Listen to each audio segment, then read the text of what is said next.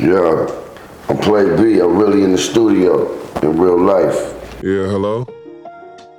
Yeah, I can't talk right now. I'm in the studio. All right, Play B, welcome in. How you doing today? What up with you, fam? How you living?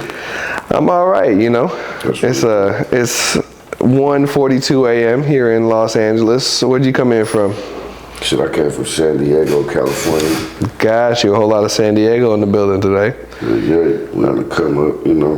What part of San Diego? Spring Valley. Spring Valley, okay. Is there any specific area too that you like to represent? Shit, I represent that whole city, man. I've been to all kinds of high schools all over there. I went to 5 high schools, so, you know, I'm familiar with all different parts of the city, you feel me? Got you, okay. So what high schools did you end up going to? So, excuse me, I went to Morris, Mount McGill, Madison, Hoover, Garfield. Yeah, that's it. That's what's up, okay. Yeah, have you ever been like anywhere in North County? Yeah, type like shit? with Oceanside. There, yes, so that's where I'm from. Carlsbad, Encinitas, all that. You know, San Marcos did a show up there, the Jumping Turtle, when that was up there popping. I've been out there, Escondido, you know. Oh, so yeah, you really been all over San Diego, huh? You been North County, Yeah, you been... man, if you really want to get low down and dirty, I had a lot of encounters and a lot of parts in San Diego, you know what I mean? With the women. Okay. You know what I mean? So, yeah. Hopefully good encounters, you know? Yeah, great encounters, you know? A lot of memories. Whole lot of memories, all right. You know? Bless you. You know, he looked at you, said, word, thanks, appreciate it. Yeah. All right, so how long have you been making music? Shit, I've been making music since what, the end of 96, beginning of 97, you know. Still dropped that, what was that, the Dogfather album, around that time. Got you. A little bit after Pac dropped All Eyes on Me. Okay, so you've been in this like 30 plus years. Yeah, I've been doing it for a minute, man. Word, actually, it's about to be up on 30 years, right? Be 30 years here in 3 years, yeah. It's a minute, man. That's crazy. It's a while. Looking back, what is that like to think like you for the better part of 3 decades, you have been doing this thing? Right. Like what is looking back? What does that feel like? It feels like I came a long way. You know, I'm finally seasoned. You know, of course, we probably feel like we should have been where we should have been. You know, where we feel like we should have been a long time ago. But you know, it's God's timing. So I'm just enjoying the journey. You feel me? Absolutely. It's a learning process, experiencing different things. You know, now I'm at a point where I can teach other people how to, you know, do better in business and independent ways, and, you know, which way to go, and as far as structuring their projects or whatever, you know, kind of seasoned with that. You feel me? I've been doing it for a minute, so. For sure, and I think, especially too, being in it for as long as you have been, I don't think a lot of people even realize, like, this is one of those things where you got to dedicate time to. Like, you don't get seasoned by just putting stuff out and hoping for the best in 6 months, you know? Like, this is, getting good at this does take quite a bit of time. And the more time you put into it, the better you're going to be. Bro. And my journey's been long, you know, but it's been a fun one, you know. I've been meeting a lot of people, doing a lot of big things with a lot of big people, you know. And they've been telling me since back in the day, when I first started this, before I really took it serious, it was like, you gotta treat it like a job, you know, to the point where you can get paid off of it, you know. So ever since then, I just looked at it as something different, you know what I mean? Something not just a hobby no more, you know what I mean? Something I could actually take care of my family off of, you know, because I had a kid at a young age, you feel me? So I had to, like, you know, do something. Had to grow up real quick. Forward to, you know, it was that music. Kept a nigga out of trouble, you know what I mean? For sure, and a child will definitely make you want to straighten up real quick, or should make you want to straighten up real quick and get serious about some shit too. So. Yeah, absolutely. All right, do you remember your first experience in the studio? My very first studio session was with MassV and K-Will. Shout out to Mass. You know, I'm pretty sure you heard that story. If you've seen his interview, you probably heard the story. But if not, I'm gonna tell you. Excuse me. We had one studio session off a radio station, and we went down there, had some free studio time or whatever. And I guess we wanted a little more hours, so you know we put on a little bit more extra money into it. And then we think it's gonna be something big, you know what I mean? Like he said, he told us this is where all the big celebrities, the biggest artists, they record like this. So we go up in there, you know, and it's a karaoke machine with like 2 little tape players and a microphone sticking out. And we're like, well, what we supposed to do with this? And he's like, you know, go ahead and do your thing. And we're like, shit, we didn't even know. He didn't even teach us how to, you know, use it. So we take all those, you know, thoughts and skills and put it to work, you know what I mean? Make something beautiful out that shit. Unfadable. Shouts out to that shit. My nigga MassV was had it. K-Will, you know, I'm pretty sure my nigga pays you your money. But yeah, that was a dope ass session. And then we had our own little recording computer, laptop, whatever, the little mic set up over there at the homie KP's house. You know what I mean? That's when we was doing the Jealousy Fam and shit. So that was our own little school where we could learn how to record and everything, you know what I mean? And do shit ourselves, you feel me? For sure. Okay, so that first experience of like getting brought into what is essentially a karaoke machine and all that kind of stuff, would you say that was your worst studio experience, or do you have like one that sticks out as like... My worst? Yeah. That was probably, I wouldn't say my worst. Yeah, that was probably my worst. I can't think of a worse, you know. No crazy studio stories where you had to throw anybody out or. Where I had to run anybody out? Yeah, no crazy stuff like that. I mean, okay, there's this one time I was 18 years old. Like I said, I had a kid at a young age, and my son was like 3 months or whatever. And I was going back and forth to the studio a lot, and my baby mom, she didn't like it, you know. She used to try to force me to watch my son at times that she wanted me to watch my son, you know what I mean? So I'm in the lab one day recording, and then they tell me it's a knock at the door. I'm not listening, you know, because I'm in the booth. So they said it's a knock at the door. They open the door, and it's a car seat with a baby right there crying and shit. I'm like, you know, everybody come to me and they like, hey, it's a baby. And I'm like, I'm not thinking nothing of it. But then I'm like, hold up, I did just have a baby. You know what I'm saying? So like, that might be my baby. So I step outside the booth to go check out what's going on.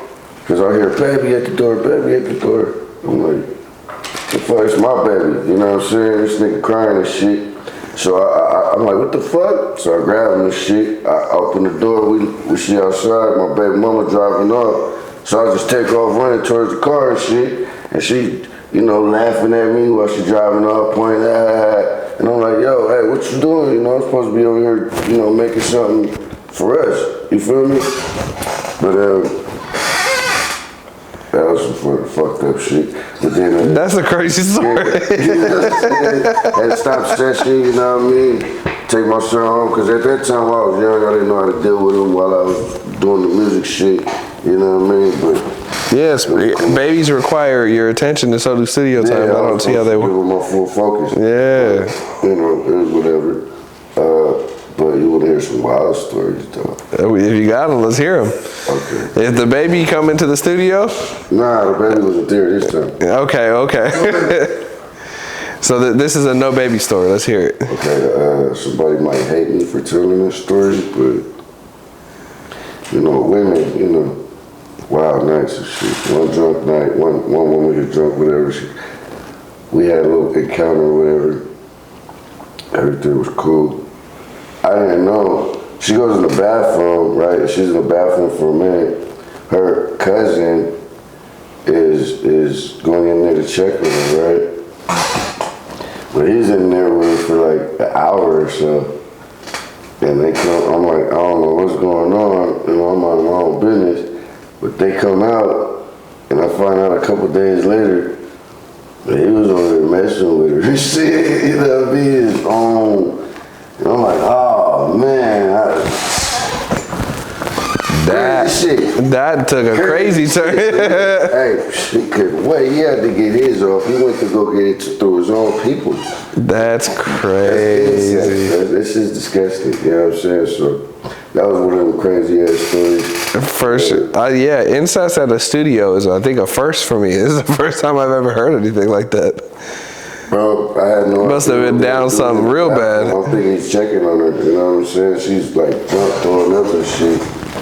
That's crazy. He was down nasty. You might see this shit and hate me like, motherfucker. He for sure wasn't saying no, did he? I don't give a fuck. But yeah.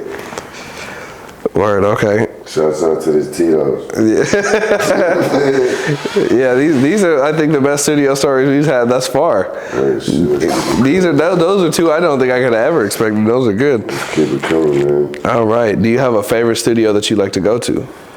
Right now, I got a home studio that I like to go to. Fire. I wouldn't call it my favorite. It's just what I'm comfortable at, you know.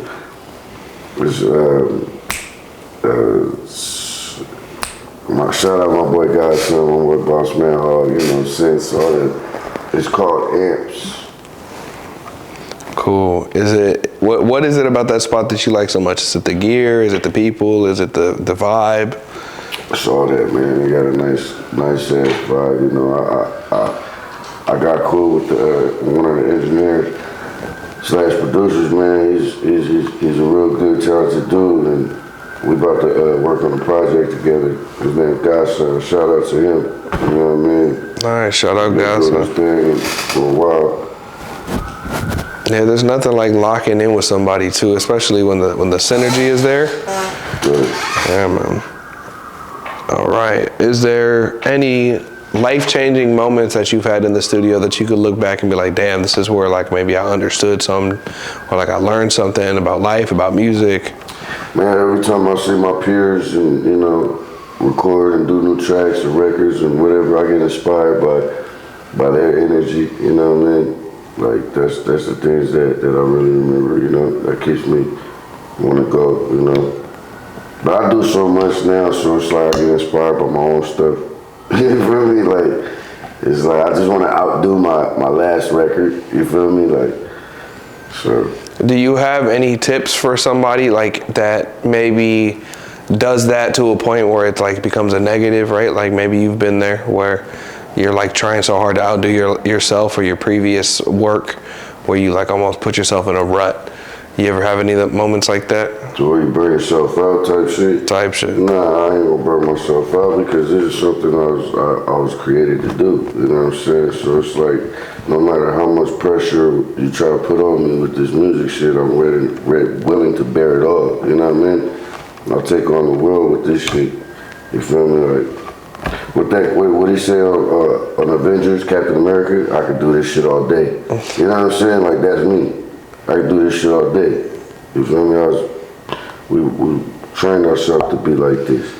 You feel me? For sure. Where do you think you got that like willpower from, that drive? Shit, just the competitiveness. You know, we always been like on some competition shit. Like, you know, we've been going to tournaments and winning them for many, many years.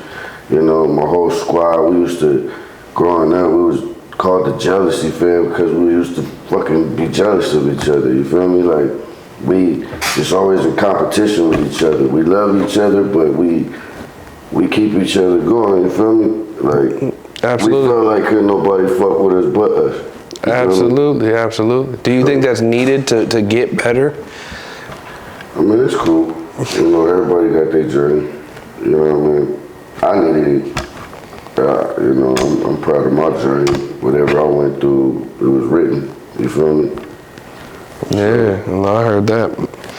All right. What about some goals? I remember earlier you saying something about there's things that you wish you could have done. So what are some of those things that you want to see happen, or that you would like to see happen? I just want to push to the masses, man. You know, get more listeners, and then the rest will just fall in line. You feel me? The more people that listen, the more that it'll be reached. You feel me? The message will be reached. You feel me? So, hey, man, just keep going. You know, even if I reach just an extra 100 people, it don't matter. You know what I mean? That's still more. You just want some upwards mobility, just growth. Yeah, just keep growing. You feel me? That's a good goal. I already know we're gonna reach the top regardless. It ain't nothing, but I just gotta stay positive with the shit. You know what I mean? Like, absolutely. The second you lose your love for this shit, it becomes a job, and that's when it's hard to do anything, right? this shit fun. Gotta keep it fun. It's like drinking water. It's easy. This shit is nothing. Oh, okay. What about any upcoming projects? Anything you working on? Anything loaded up? Yeah, sure. Well, I got a lot of upcoming projects, but right now it's a project I dropped about a month ago called Depression. That's out right now, and that's doing, you know, this thing online everywhere, all streaming services. You know what I mean? You can check that out if you ain't heard it. But then I got a couple of new records coming out right now. I got Strictly for the Fans Part 3 that's coming out, and then I got the Replay album coming out, and you know, I got a couple other little joint ventures I did with other local artists from the city, you know, but just stay working. We got a lot more shit coming too, you feel me? To be added. Got you. Okay. Oh yeah, and look out for that Reloaded with me and MassV coming real soon. Shout out. Long awaited. Yeah, shout out Mass. All right. Other than Mass, is there anybody else that you want to shout out? Anybody that's been showing a lot of love, support, that was like your solid, like your foundation for everything you've been doing? There's been a lot of people, man. I shout out everybody, bro. I want to shout out the whole San Diego for holding me down. I want to shout out Texas, South by Southwest for holding me down. Austin, Dallas, Houston. I want to shout out Arizona. You know what I'm saying? These are special shout outs, though. I shout out everybody, but especially these are certain areas. You know what I mean? Like Vegas, Reno. You know what I mean? I want to shout those spots out, but I shout out everybody, you know what I mean? I'm coming. If you ain't know about me, you about to know about me. I'm coming. Shout out to all y'all niggas. I'm Play B 619 on all social media, you know, Instagram and Facebook. You can find my albums on Spotify, Instagram, iTunes, what else? Apple Music, everything, Pandora, whatever. But rock with me, you know. We got some heat coming. All year, all summer, it's about to be mine, you know. I don't know if I want to share it, but stay tapped in with your boy. Got some heat. And I really be in the studio, in real life.